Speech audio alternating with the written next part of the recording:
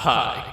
This is a Catalyst Game Labs brand Battletech Clan Invasion salvage box. It functions much in the form of a quote-unquote real-world loot box, much like you'd see in an underwhelming 2010s multiplayer title, in the sense that it contains an undisclosed content which can originate from a set range of items, in this instance being plastic meth. However, unlike most blind bags and blind boxes, as these have been come to known, including ones produced by other wargaming brands, there is no set percentage chance differing for receiving one item from another. No legendary or else common items. Rather, because of their packaging process, every possible outcome is as likely as the next, as they are all packaged at the same rate. If this was a regular blind box, getting what you want isn't problematic or even particularly unlikely, given most lines from even Big Money Games Workshop or else your literal childhood Lego have had around 10, maybe 20 to choose from in any given series. However, considering there is 93 separate sculpts possible for every box, it makes this outcome even more unlikely, even if equal to any other result.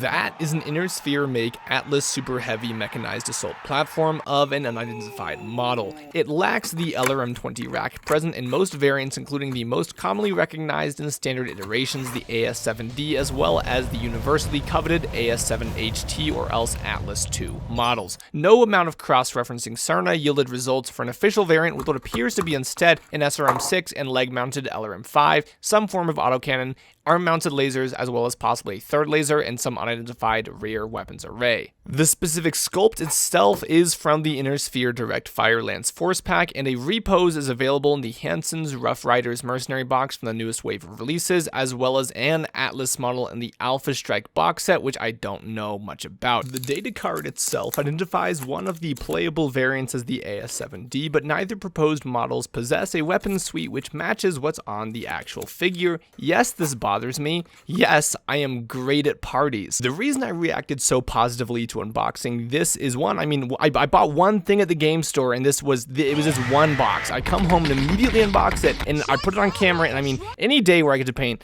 a mech at all is a good day, but if there's one consistent across every single franchise of media, it's that the one with the skull is always the coolest. And for the two people watching this video who are uninitiated in the world of Battletech, that would be my parents, hi mom, the Atlas mech, regardless of model or modification, is largely speaking the mech in Battletech. It is the face of the franchise, the centerpiece in nearly every promotional material in game, and on every box for a reason, because it is. Now, every variant famously possesses two very important features which sets this mech apart from almost every other one. Firstly, an expansive weapon suite often diverse enough to not just engage at any distance like most mechs try to, but actually puts out significant amounts of firepower, as just for long-range engagements alone, it can often do more damage in a salvo than most mediums and even some of the lighter members of the heavy class could ever dream to. And that's before we even get into the fact that the vast majority pack at least one of the very largest caliber weapon in the game, the infamous AC-20, which can, in one shot, ruin the day of literally every unit in the game if it rolls hot enough. Are you fucking kidding me? Two, it can do all of this while often mounting a quantity of armor that's literally equivalent to the cumulative mass of some mechs. At 20 tons of armor, the Atlas has as much protective plating as the Locust weighs. In this simulated game, my Atlas engaged a fully heavy reconnaissance lance supported by a catapult, attempting an ambush action and managed to single-handedly kill every single one of them without losing any components, being completely unstoppable until the catapult ran away. That's the one thing I can't do. It won't catch anyone. Shit, just talking about this mech could easily take up the entire video. Am I going to start making mech guides? Am I really going to do that? Needless, never having had one of these in plastic, I was very nervous about getting the paint job on this right. We in the industry know this as foreshadowing. Cleaning the mold lines off of an injection molded model is never easy no matter what, and it's certainly no walk in the park, especially for something with as much surface area as this guy.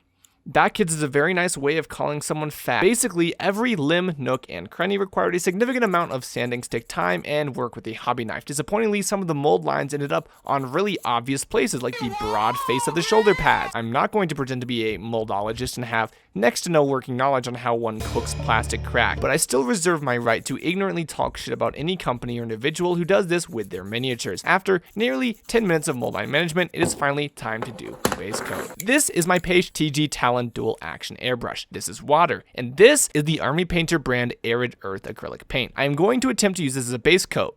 It will not go well. Now, I'm not fully clear why this paint in particular really just didn't bond well at all to the plastic surface, but I can't imagine that Arid Earth, a niche pale hue and a yellow one at that, carries enough ubiquity amongst painters to merit really trying to nail down producing it with the proper formulation to be used as a base coat out of the bottle rather than a secondary coat like you see with the majority of, for instance, the Citadel range. On top of the fact that the brighter pigments typically have smaller molecules, yielding poorer coverage and adhesion, and as a result, most lighter colors off the grayscale spectrum, and especially yellows, are nearly never recommended by manufacturers or artists as a base coat, and really, it is in all likelihood more of a user error in this instance, especially considering a week after filming this, I discovered the needle I'd used in the airbrush was bent at the tip. Most symptomatically, massively affecting airflow and the process of atomizing paint, resulting in this droplet heavy spray you see here. Regardless of equipment faults, I still managed to circumnavigate the issue with the paint by recoating my entire thing with a much more intermediate paint Vallejo model color acrylic sky gray. As primer though, you can still clearly see where my airbrush is having problems.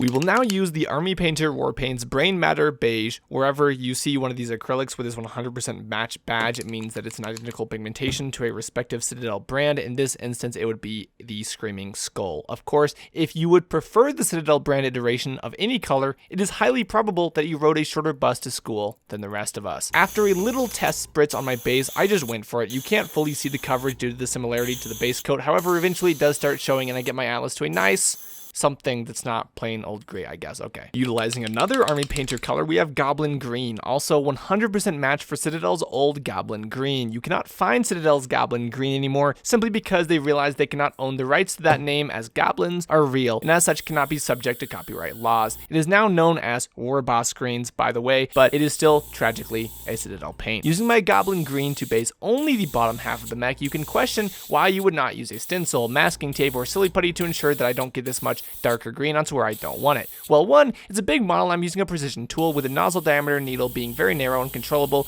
It'd be like worrying that while washing a car with a hose, I might accidentally spray a passerby, when in reality, I would actually do that on purpose. And two, I'm very lazy. I don't fully coat the legs and hips as I want. Rather, I save the parts closer to the border I have drawn in my mind, and afterwards I use my brush and Goblin Green mixed with a drop of Vallejo 100% acrylic resin glaze medium to line it properly, resulting in a nice half and half top and bottom green color scheme. Giving it some time to dry, I will return with more Army Painter, this being their Quickshade line dark tone wash. It is a very dense and dark general application wash, which in my opinion has average flow and good enough recess acquisition as to really bring out the details of a model, and with some work, not completely blot out the larger surfaces of your figure. It is important that especially with these far brighter segments, you do not simply cover the model and call it a day. In fact, with large flat surfaces typical to assault mechs like this, such as the arm plating and shoulders, doing so is a great way to make your model look very ugly very fast. Spots like these with a higher density of pigment may look fine now, but after drying they can very easily look drippy instead of the subtle texture gradient you see here, so it is important that you with a wet brush work some of that excess material off, or else risk getting a less than stellar result. The same principle applies for most, if not nearly all, brands and types of washes I've ever used. Some are better than others, but Army Paint is hardly an exception to this rule. With just the head left, you can really see how much this does for our little guy here as far as details. Now, giving it a thorough spray coat with Vallejo matte clear coat to bring down the immense gloss byproduct of Army Painter washes, our next step towards bringing this mech to completion is dry brushing each half with its respective original color, bringing each up back with a brighter, less muddied complexion.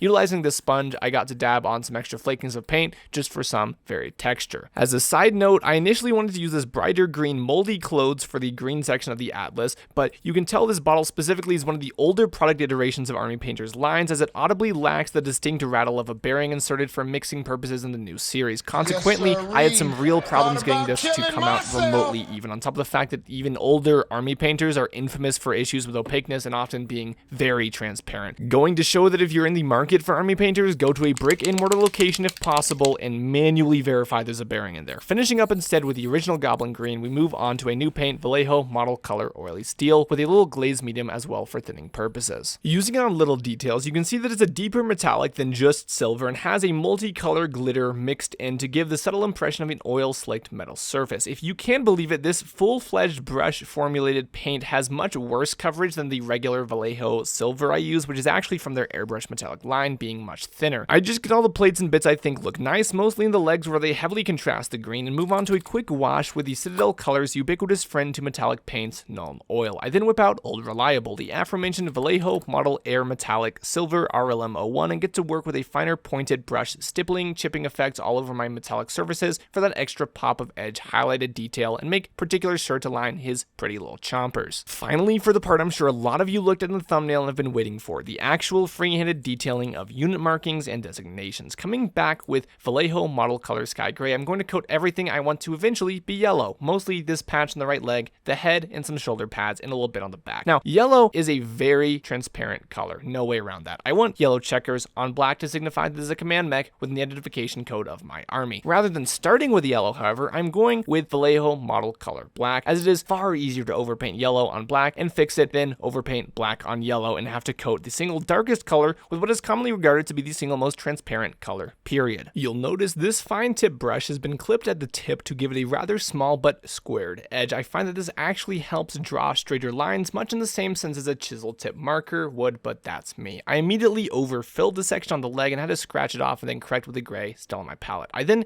gave it an earnest start with what happens to be perhaps the easier parts, the checkers on top of the head on either side. Confident I can block in proper squares now, I moved onto the back and then tackle the truly difficult part, the Space Marine looking shoulder pad. So straight lines and grids geometrically cannot combine with a curved surface. Drawing a grid on a spheroid object requires much stretching and interpretation, and here is where I will tell you the real secret to getting something like this right. First of all, I've said it once and I will say it again, you need your paints thinned and you need them thinned well. It took me just over 10 minutes to lay out the overall shape of the grid on this mech, and at least another 10 of fiddling with the lines to make it look correct. If any point my paint had begun to dry in earnest, any attempt to use it would have resulted in wrinkly brush marks and globby bits drying into chunks all over the smooth surface. This is why the glaze medium I have mixed into it is essential, as not only does it help improve flow and thinness, but also serves to drastically slow the drying process by probably 2 to 3 times as much by my estimation. Past properly thinning your palette, it's just finessing your muscle movements. With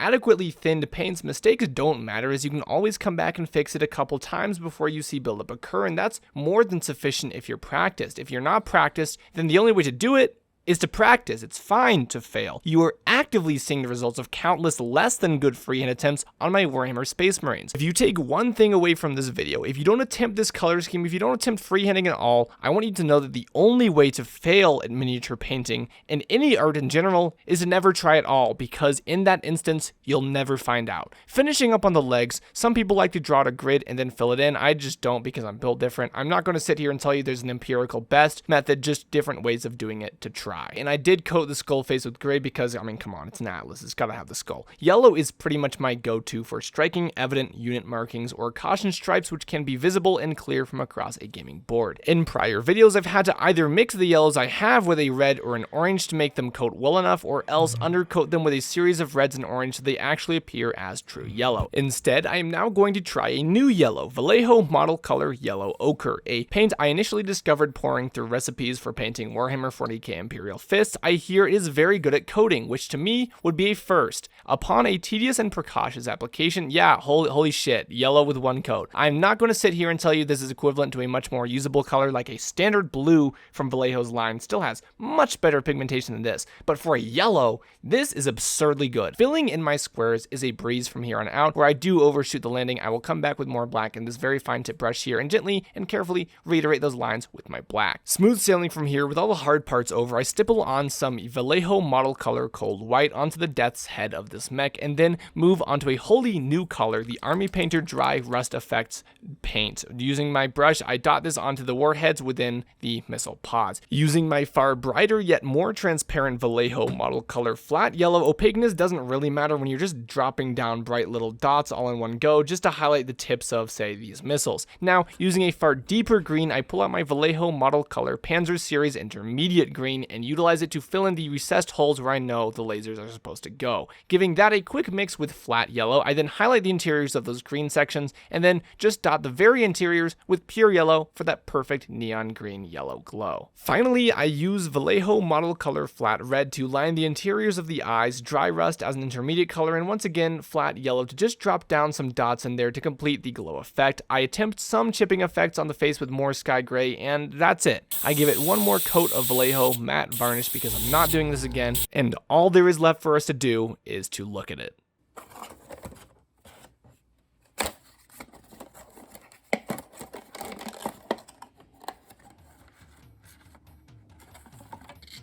Very nice. This is easily the most work I've put into any mech whatsoever, and it's fitting for the very luckiest blind box pull. I actually think the green on the legs worked out better than anything else, and I'm really big on that. Goblin green is back in 2024, and though I'm not the biggest fan of how the skull face turned out, overall it is a very good look, and I like it very much. I will now return to playing an unhealthy amount of Battletech on Steam, wherein I can absolutely bully the shit out of anything below 50 tons.